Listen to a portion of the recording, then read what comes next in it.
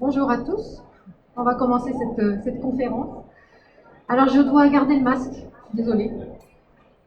Ça va pas être très agréable. Mais bon.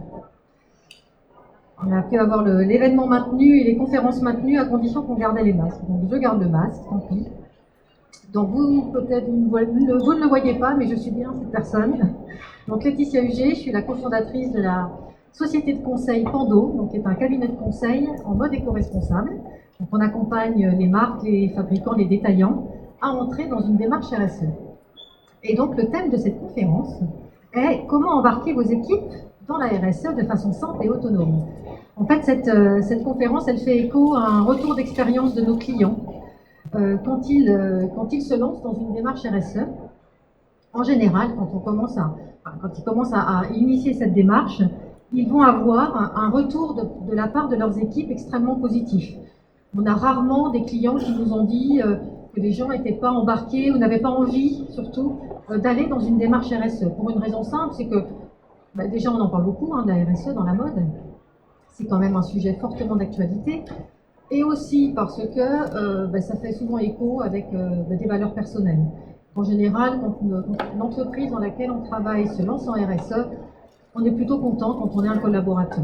Donc c'est souvent les retours et la réaction des équipes internes quand on se lance là-dedans.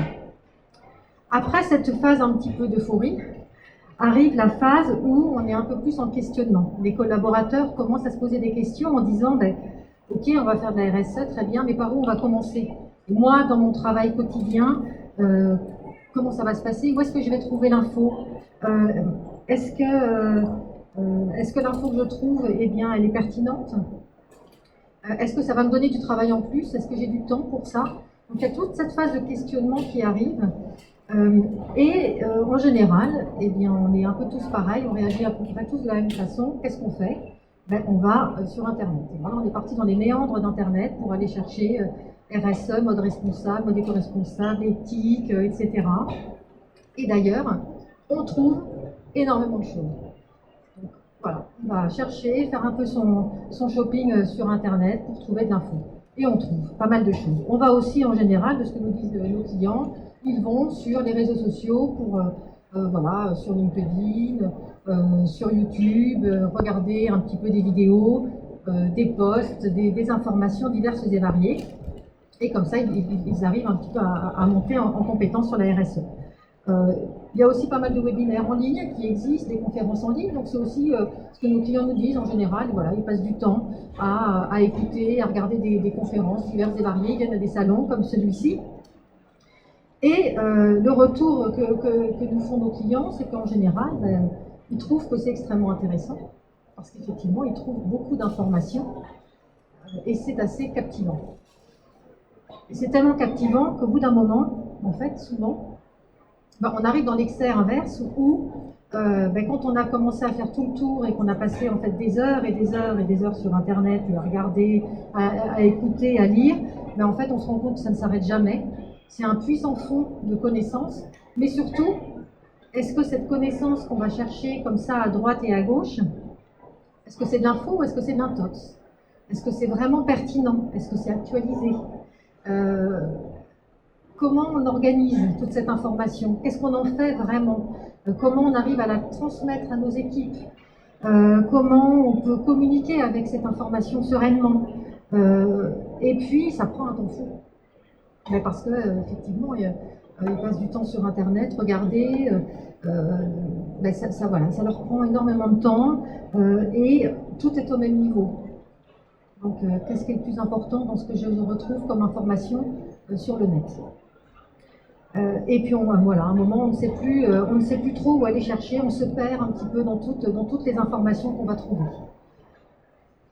Ça peut aller, alors là c'est un petit peu extrême, on n'a jamais eu le cas, mais bon, ça peut aller jusqu'à carrément les gens qui finissent par péter les plombs en disant mais j'en peux plus, j'en ai trop de partout, c'est pas structuré, c'est pas organisé, comment je vais faire?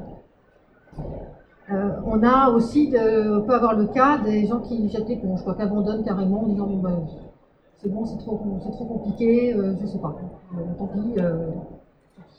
Voilà. Alors que quand même à la base, je vous rappelle qu'on avait des petits smileys partout. que tout le monde était plutôt content, en se disant on va se lancer dans une démarche, c'est chouette, voilà, c'est dans l'air du temps, etc. Donc nous, on s'est dit quand même, il y a certainement moyen de mettre en place quelque chose qui permette aux équipes chez nos clients de pouvoir être déjà de se motiver, d'être motivés grâce à la RSE, donc surtout que, encore une fois, quand on se lance dans cette démarche-là, les équipes en général, elles sont plutôt motivées déjà. Donc déjà, on s'est dit qu'il faut arriver à trouver quelque chose qui permette de motiver les équipes et surtout quelque chose qui mette les équipes en capacité de faire des choses, les mettre en capacité de faire de la RSE. Parce que dire qu'on va en faire, c'est très bien, mais il faut donner les moyens à ces équipes. Ça peut être des moyens financiers, mais pas que. Ça ne passe pas que par ça. C'est aussi par, effectivement, des moyens divers et variés. Il y avait aussi, on s'est dit qu'il y avait moyen de trouver quelque chose qui permette de fédérer aussi les équipes autour de la RSE, qui permettent de faciliter la RSE pour les équipes et de rendre cette responsabilité sociétale accessible, de la rendre attractive, agréable, parce que c'est vrai quand on commence à regarder un petit peu la RSE, quand on commence à regarder l'ISO 26000 qui est la norme qui va avec, c'est pas forcément le plus glamour, voilà, on s'est dit il y a moyen quand même de rendre ça quand même plus attractif pour les personnes qui travaillent dans l'amont, plus agréable. La notion de crédibiliser la démarche aussi, elle est très importante parce qu'en fait, en retour d'expérience de nos clients, quand on a par exemple une personne qui va être dédiée à cette démarche dans une entreprise, qui va aller faire ses propres recherches, comme je viens de vous le dire, sur Internet, sur les réseaux sociaux, etc., et qui va compiler tout ça et qui va restituer à son entreprise, en fait, la crédibilité n'est pas forcément là. Et donc, il y a besoin, à un moment donné, de pouvoir crédibiliser aussi la démarche et crédibiliser les équipes en interne sur la RSE. Et puis, le besoin qu'on voit, c'est de rassurer les équipes sur le fait que toute l'information qu'elles ont, c'est de l'information qui est complète, qui est pertinente, qui est fiable, et puis qui est actualisée, évidemment. Donc, voilà, on est parti de ce constat-là, de ce retour d'expérience de nos clients, et on s'est dit qu'on avait, nous, chez Pando, tous les outils et toute la légitimité pour pouvoir réfléchir à une offre pour nos clients, qui, donc, encore une fois, permettent d'embarquer les équipes en toute simplicité et en toute autonomie dans la RSE. Pourquoi on s'est dit ça?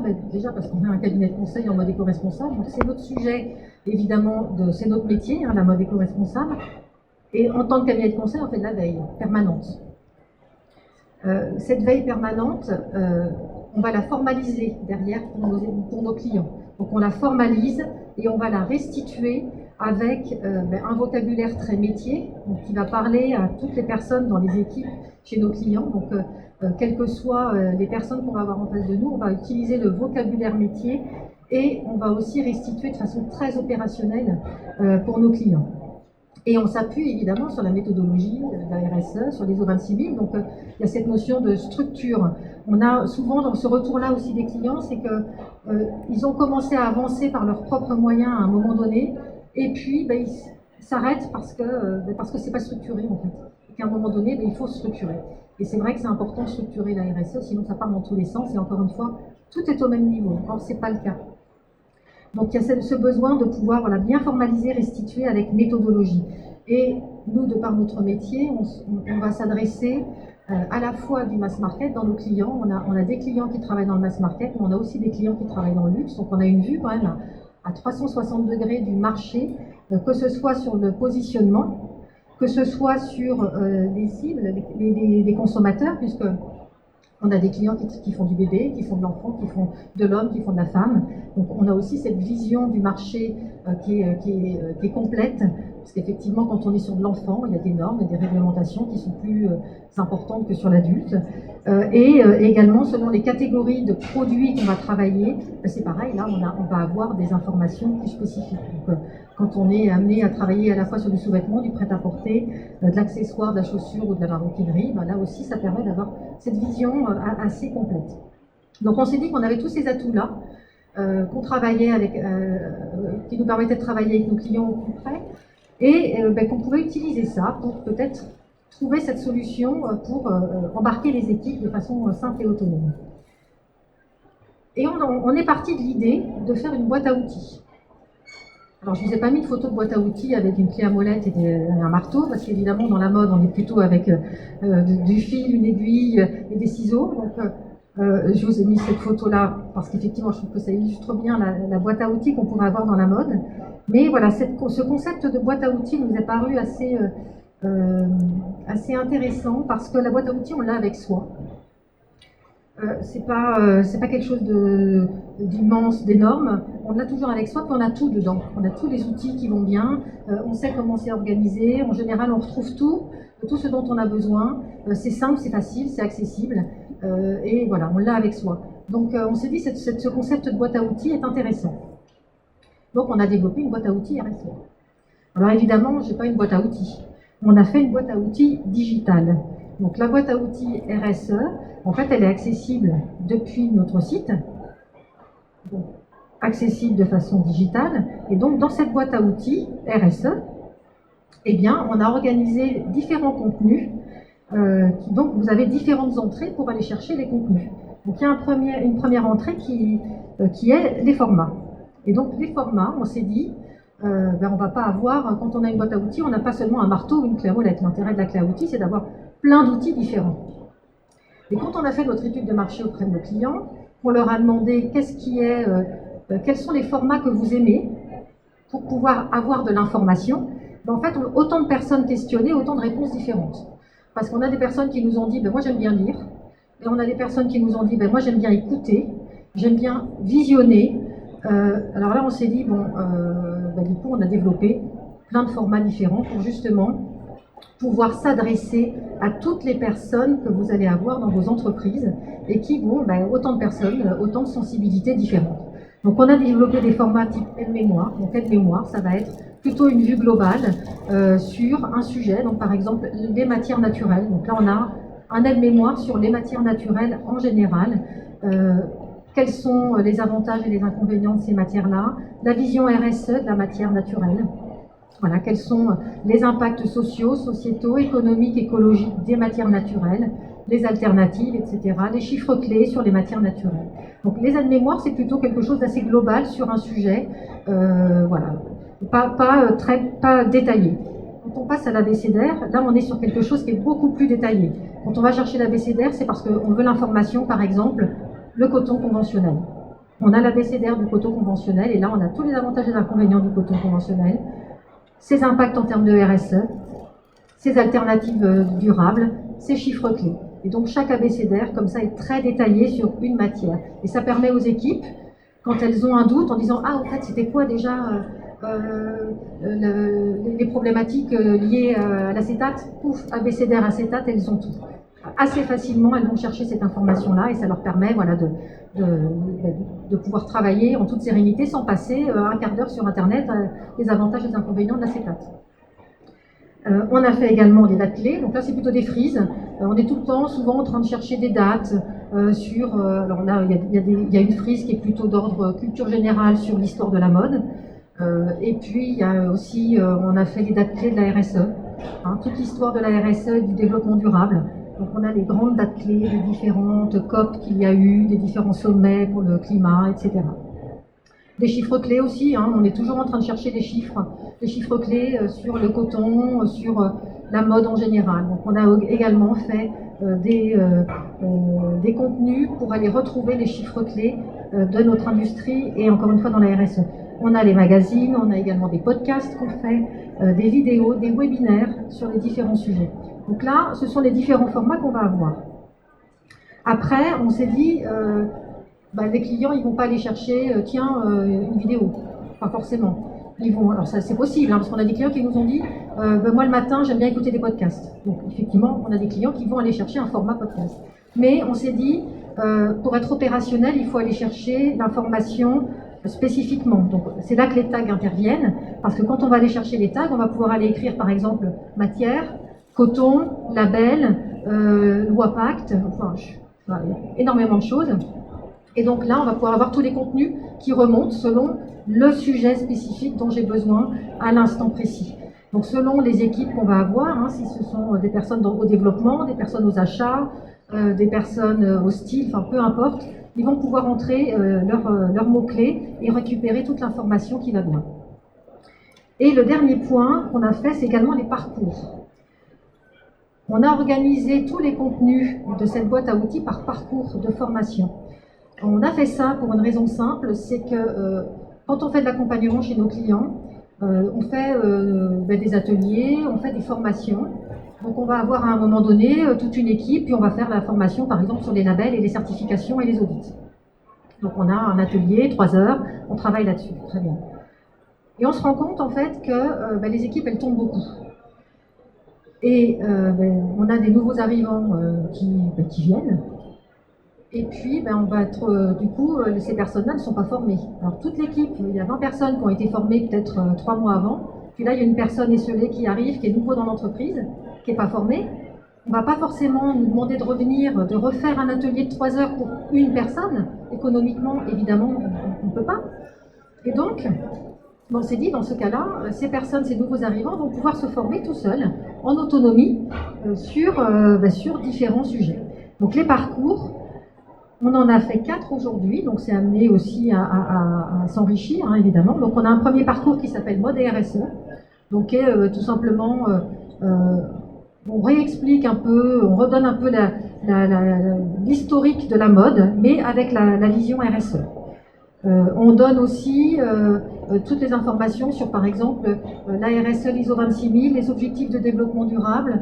Dans la mode, qu'est-ce que ça veut dire? Donc voilà, tout ce parcours mode et RSE qui est plutôt un parcours d'ordre un peu général, information générale sur la mode et la RSE.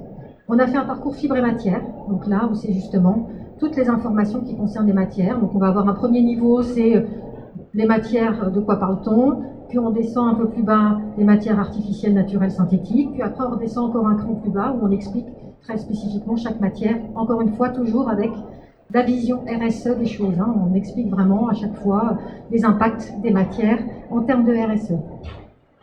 On a fait un parcours également label, certification et audit, parce que souvent nos clients nous disent on s'y perd à tous les labels, des audits, qu'est-ce que c'est exactement, qu'est-ce qu'il faut en attendre, qu'est-ce que ça veut dire quand un fournisseur est audité. Donc on a fait un parcours label, certification et audit, et un parcours également législatif et réglementaire, parce que ça ne vous a pas échappé que la réglementation, elle évolue fortement dans notre secteur par rapport à ce qui est attendu auprès des entreprises. Donc on a fait ces 4 parcours aujourd'hui.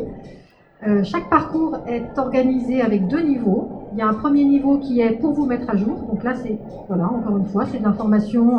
On imagine quelqu'un, un nouvel arrivant dans une entreprise, il peut facilement avoir un premier webinaire sur de quoi parle-t-on quand on parle de RSE dans la mode, de quoi parle-t-on quand on parle des ODD et de l'ISO 26000. Et puis après, on a les dates clés. On a fait des petits focus plus spécifiquement, justement, focus ODD, focus ISO 26000.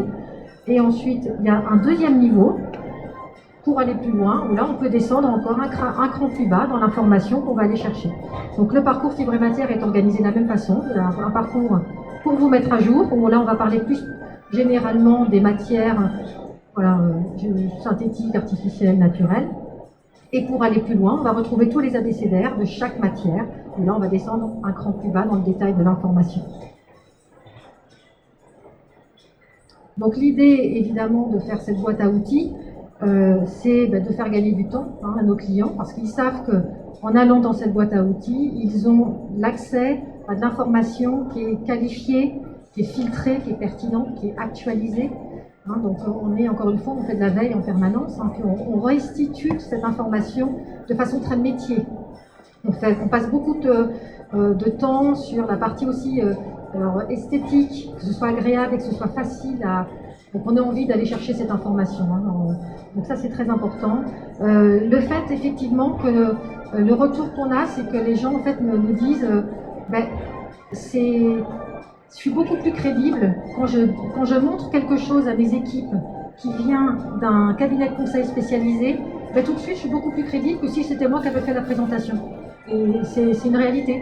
Donc là, ça permet aussi d'avoir cet accès et de donner de la crédibilité à la démarche.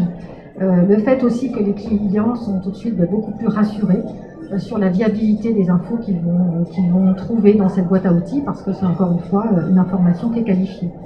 Le fait qu'ils peuvent trouver très facilement, avec les tags, les formats, les parcours. L'information, on va la trouver très facilement. Que les contenus sont synthétiques, qu'ils sont bien compris, que c'est de l'info. Évidemment, on ne va pas mettre des choses qui ne sont pas vraies sur notre site. C'est notre métier, encore une fois. Donc c'est de l'info et pas de l'intox, évidemment. Et ils savent évidemment aussi où aller chercher cette information.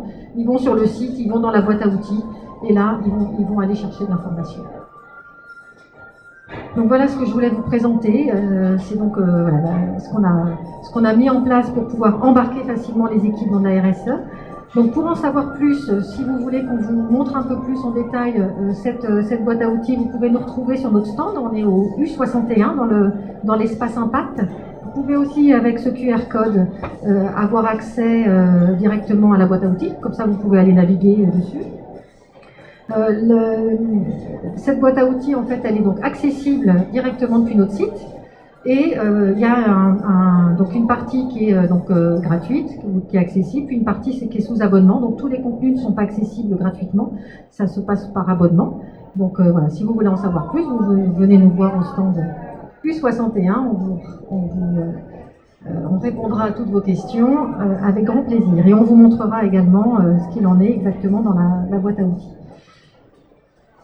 Si vous voulez également nous suivre sur les réseaux, sur LinkedIn, on poste énormément de choses. On va aussi poster pas mal sur le salon. On écrit des articles de blog, on fait des vidéos. Enfin voilà, toujours sur la mode responsable, évidemment. C'est notre sujet de prédilection, vous avez bien compris. Donc voilà, n'hésitez pas à venir nous voir. Et si vous avez des questions, écoutez, je serais absolument ravie d'y répondre. Merci de votre attention et je vous souhaite un très bon salon.